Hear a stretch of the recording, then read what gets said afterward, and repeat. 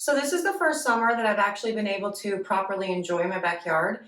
When we bought this house, we had big plans for it. We immediately started with a remodel and we totally stopped paying attention to our actual outdoor living, which is not great because, in the Pacific Northwest, you only get 3 months of sunshine every year. And so you should take advantage of every drop of that sunshine you can get. But this year, we have been working on actually making the backyard this beautiful, awesome oasis. And so 4th of July party, totally out in my backyard. Looking forward to it. It's going to be great. Don't know why I'm telling you that, except for it's kind of related to the soap that we're making today. So before I get into that, hi, I'm Mrs. Soap and Clay. Let's make stuff.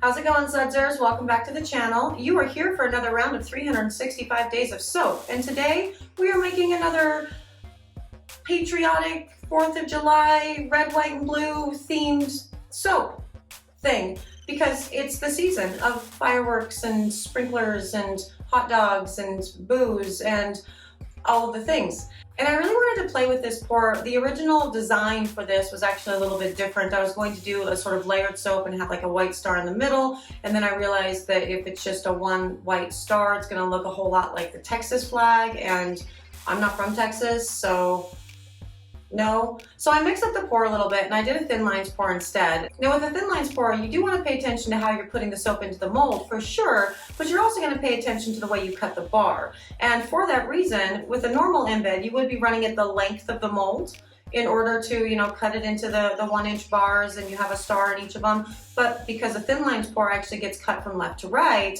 you wouldn't be able to do that because then the star wouldn't show up. So I'm going to show you how to change your embeds for a thin lines pour, and we'll go see what I came up with.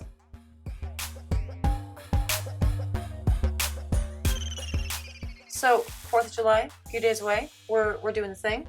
We have already done the fireworks soap, right? And that was a disaster. So let's try like a star, like an actual star in a bar instead of a pull through. And that pour was stupid. There was no star, like at all. And that was sad. Okay, so anyway, the lye water, yes, that has been enriched with some aloe vera because I like aloe vera kind of in general in life. And it is going to, with the extra bubbly oils that I have in this guy, create a really cool lather that is both creamy and bubbly at the same time. And that's cool because let's go with creamy and bubbly. Why not? And this particular pour, as you might imagine, is going to be red, white, and blue with the cool little white embeds. But you noticed how the embeds themselves, they're small. And usually an embed, it runs the length of a mold, right? But these embeds are going to run the width of the mold.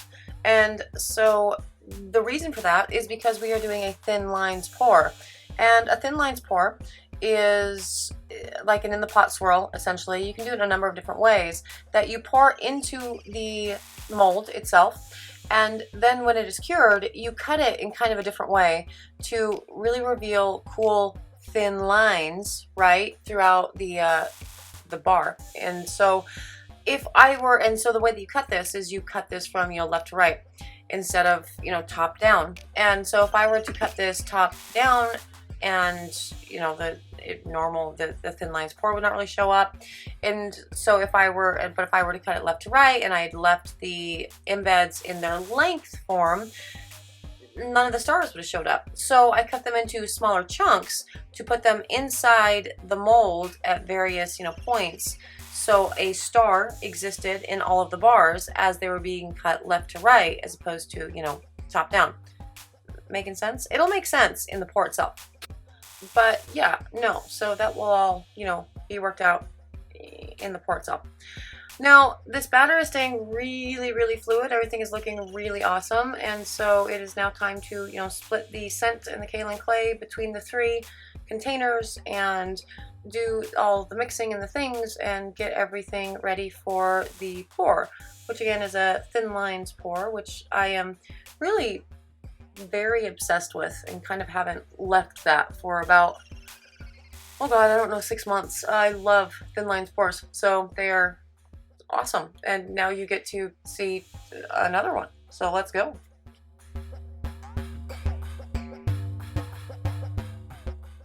Now, a thin lines pour can be done in a number of different ways.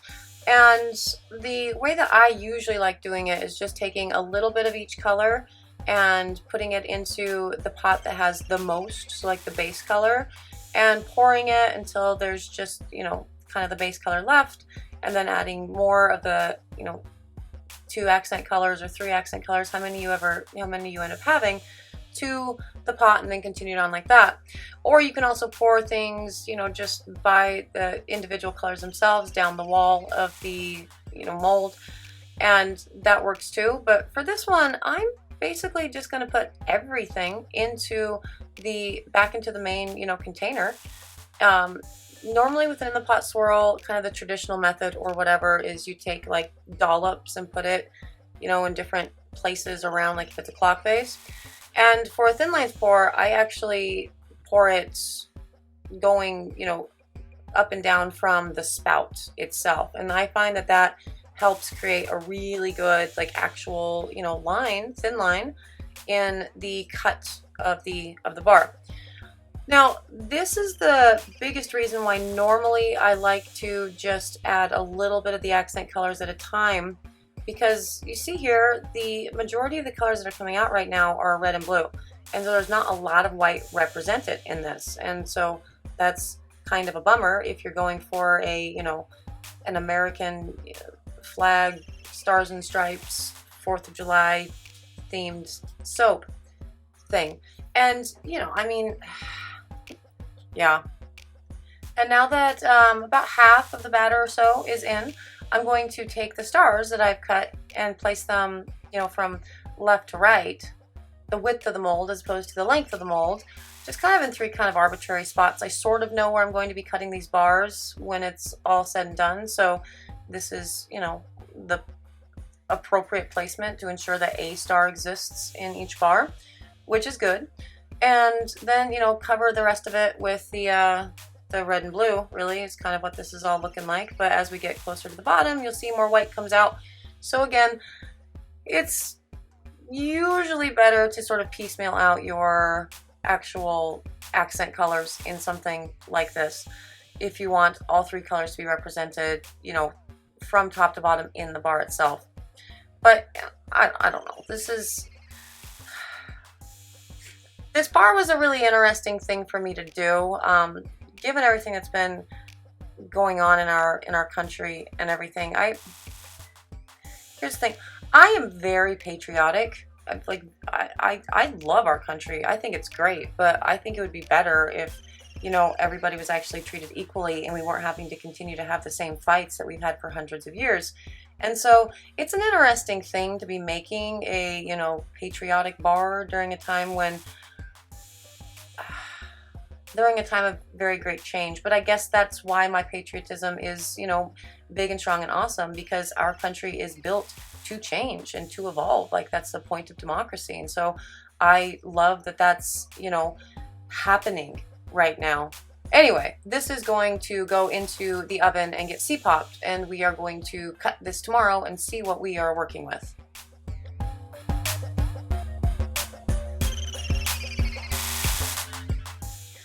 Okay, and now it is cut day. This has set up overnight and it looks great, nice and firm. There's nothing to be concerned about with anything. And the pour itself looks good. You can see a star. That's really pretty on the bottom. That's actually very cool. And oh yeah, the lines on that side, they're very cool too. But with the thin lines pour, right, like with normal bars of soap, you kind of cut them from, you know, top down in 1 inch, you know, increments, and you have your bars, and that's awesome. But with this, if we were to do that, there would be none of the bars would have what actually looked like a star in them, because again, we put the stars in widthwise as opposed to lengthwise. So there's, you know, that. And also the thin lines, you know, design itself is not going to be exposed the way that, you know, it really can or should be if you were to cut it in just, you know, 1 inch increments down the length of the soap.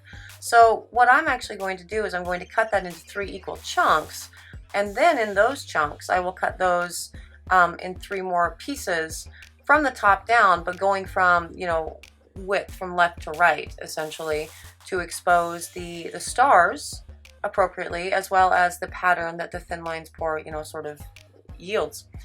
And see that right there? That's a perfectly cool bar. That's awesome, but that's not what I'm going for. That's not the point of the thin lines. It's cool looking, it really is. But if you were intentionally going for a thin lines pour and you just cut it the regular way, because that's what it would look like if you were cutting it in 1 inch increments, you know, down the length of the mold. That's what it would look like.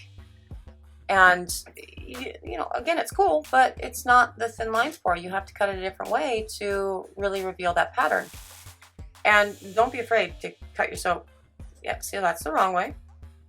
And if you were to cut it down that way, like you would for a lotus, it's also not going to reveal the pattern the right way. But if you cut it from, you know, widthwise, from left to right, from the top down, you are going to, you know, reveal the cool thing that you did with the soaps, with the pour. So let's, you know, see what that looks like now.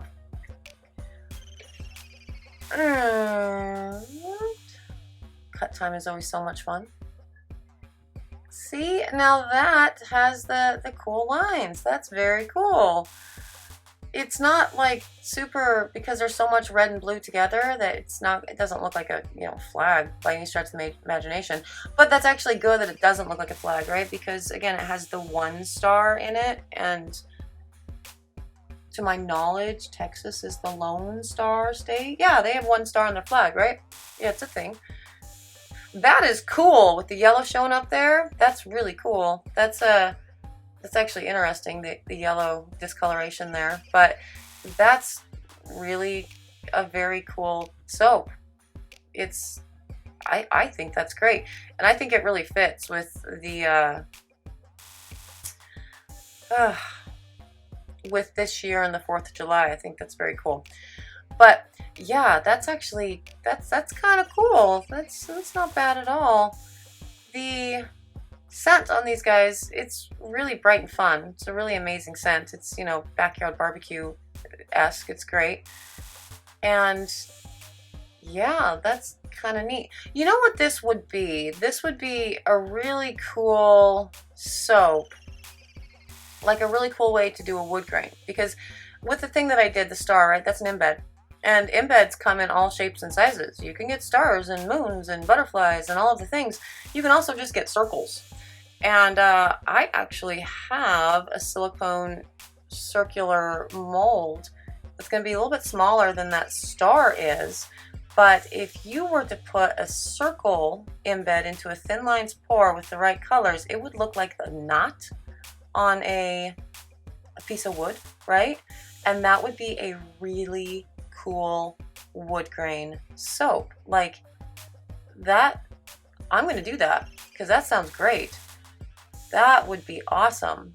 But yeah, because you see how like underneath the star there, it kind of forms like the little hump. It could do that around a circle and it would totally look like the knot on a piece of wood, which is cool to get when you do a wood grain pour. It's really cool to get, but it's, you know, if you're doing just a proper wood grain, be it in a slab or even maybe using the thin lines pour, you aren't guaranteed to get a knot in everything. And that actually makes sense because in wood, you don't have a knot in every piece of wood, but when you do have the knot, it's really cool. So this would be a way to do like a full, yeah, I'm totally gonna do wood grain soap with this pour, just the different colors and, you know, not a star. But this one, this is day 90. This is my, you know, yeah, it's a 4th of July backyard barbecue soap. That's, you know, it's fun. It's pretty, and yeah, that's cool, and it totally doesn't look like the Texas flag at all. That's not what it is. It wasn't the intent, and that wasn't at all what it ended up looking like, so it's good, and yeah, it's cute. Ship it.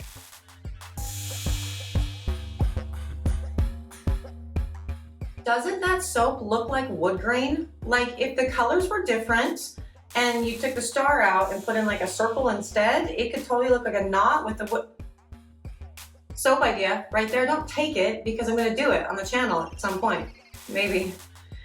But yeah, that's the stars and stripes pour, I guess. I don't really know what I'm going to call this bar. It's cute. It's, you know, the season for it. It smells awesome. I love this smell. So there is orange and lime, which I'm really into right now. But then there's also this added sugar kick, which actually creates this, it smells sort of like, I don't know, like a fruit salad, but in a really cool, awesome, bright, vibrant, yay, 4th of July kind of way.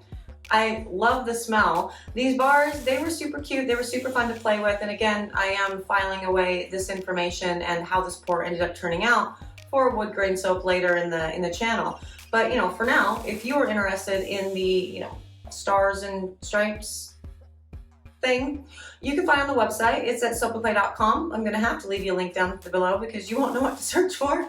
And if you're interested in more soapy antics, subscribe to the channel. We are doing this every day. Please subscribe. It makes me feel good. And yeah, we're giving away a big thing and I want to give it away, and yeah. Anyway, yeah, again, thank you so much for joining us for another round of 365 days of soap. I will see you tomorrow. Bye.